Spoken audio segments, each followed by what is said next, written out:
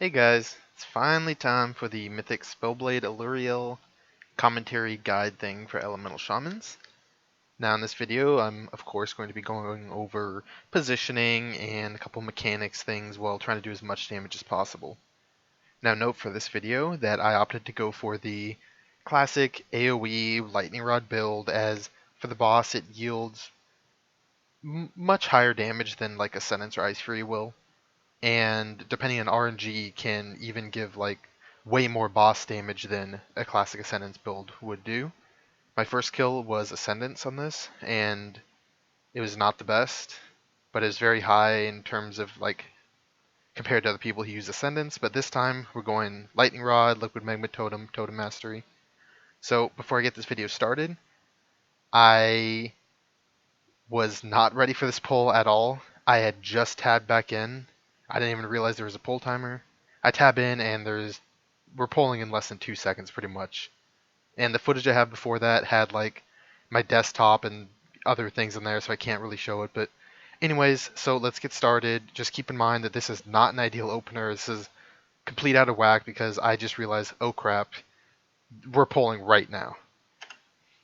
So let's go ahead and get started. I actually said, oh shit, but you can't really hear. So I actually barely got a pre-pot off, and I'm trying to go with an opener. I'm like using Fire Elemental when I get in. Now if you'll notice, I am positioned pretty much on around the moon to skull marker. This is because I have designated myself as soaking Mark of Frost, or being backup for Mark of Frost. So what we're going to do first is use your Stormkeeper and your Liquid Magma Totem pretty much on pull, and they'll be coming up a few seconds before the first ad spawn, and then you'll always have them from each subsequent set of ads, whether it be the Frost, Fire, or Arcane ads. So here I'm just performing a normal rotation, and I'm slightly starting to inch a little further in towards the middle, right here, knowing that I'm going to be detonating these in the middle a little bit. So I started pre-moving there in advance just to make sure that I didn't have to move really fast and react to the mechanic, but rather think ahead and prepare for it, and that's what I did there. So now I'm preparing to break at the 10 stacks, so I went ahead and used my Earth Shock even though I wasn't on full Maelstrom, just because it was the best thing that I could do. Now here I make sure my Flame Shock is refreshed, and I try to get Lightning Rod up on the boss as soon as possible. And here, I personally opted to just spam Chain Lightnings to get as much boss damage in as possible with the Lightning Rod. Earthquake would probably have done slightly more damage overall, especially considering I did not have more than one Lightning Rod up. I was not that lucky on my procs there.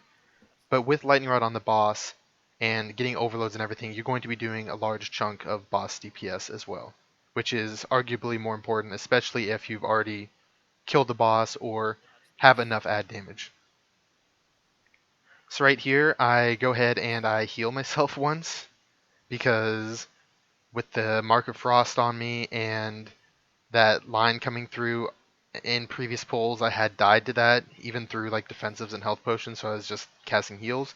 Make sure you don't die. If you have to cast heal, then you have to cast a heal. I didn't there, but I was playing it safe.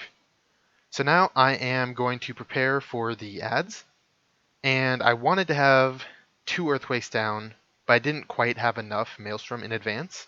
Usually I will save maybe about less than 5 seconds worth of Maelstrom, like I'll be capped for 5 seconds, just to make sure that I have enough to cast 2 Earthquakes right as the ads are coming out, the fire ads, and I try to do it for all the ads if possible.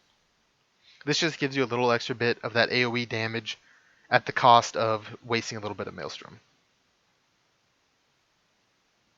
So right now, I'm just staying away from the ranged and a little spread out among the ranged, just to prepare for all these arcane orbs coming in. We got some nice spawns, and a bunch spawned behind us, like 4 right there. So I go ahead and make sure to use the gateway. Always try to utilize gateways as much as possible, as it will save you a lot of time and a little bit of DPS.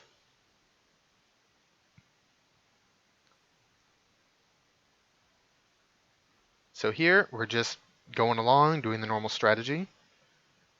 And the next thing that's going to be coming up is we're going to be stacking on green, taking Fell Lashes from the extra ad there. Make sure to pop a defensive. It's a lot of raid damage. So now I'm preparing for these ads here. I only have 1 Earthquake, but as you'll see, I made sure to definitely have Lightning Rod up on the boss as they spawned. so that all that extra damage is going onto the boss. And you can see to the right, some of these ticks are 3.6 million lightning rod hits just from like one chain lightning. So here I get targeted with the Mark of Frost, and I just gust of wind over to the star marker. Markers will likely be different for you, but just keep in mind that this fight is very positioning based. It's very important that your positioning just in general is top notch. So again, here is going to be one of those things where I'm going to go ahead and shuffle to the left a little bit. Unfortunately, I just did it without casting anything. I just wanted to make sure I was in a good position, but on the way back I casted an Instacast Lava Burst and an Earth Shock, just to make use of all the extra DPS that I can get.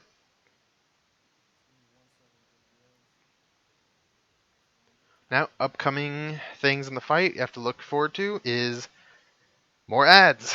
So I continued casting Lightning Bolt a couple extra times after the ad spawn, just to try to make sure that there was a Lightning Rod on the boss.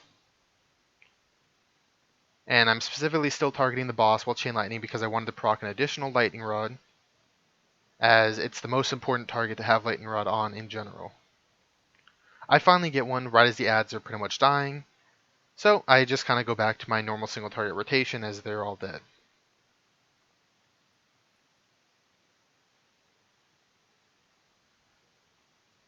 Always keep your totems up.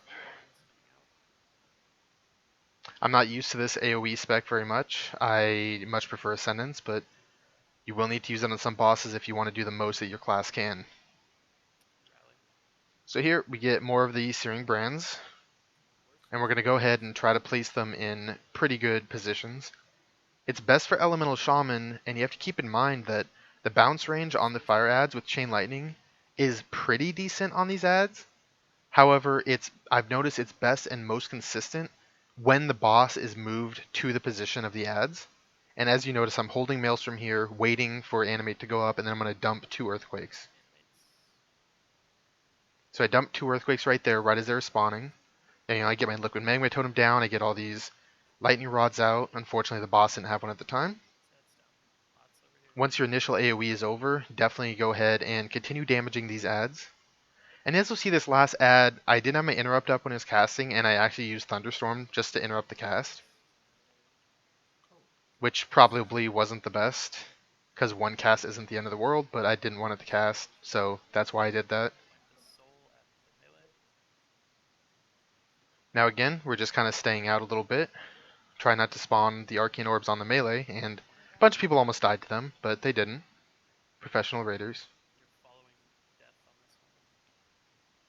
But again, keep in mind that the most important thing on this fight is to keep Lightning Rod up on the boss as much as possible, especially when ads spawn, and prepare to deal with the ads as swiftly as possible by always having your cooldowns available for them, preemptively having a Lightning Rod on Spellblade, and potentially even holding on to excess Maelstrom for a second or two just to get some extra Earthquakes down to get that extra damage in. And here I tried to scumbag and hope the ads would spawn, so I popped Stormkeeper and everything, and I'm just like waiting to spam Chain to try to pad because I'm an asshole. And yeah. But anyways, we had this kill on personal loot, unfortunately. But shit happens, you know.